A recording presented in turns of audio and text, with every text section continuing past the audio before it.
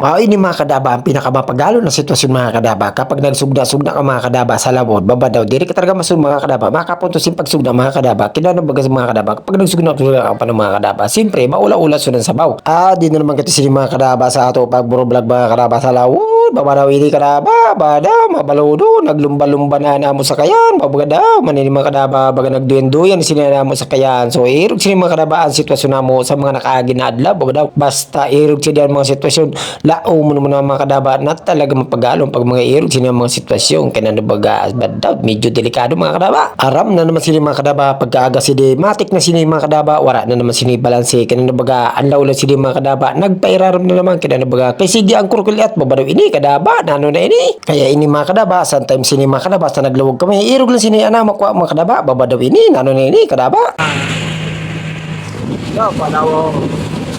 Iya.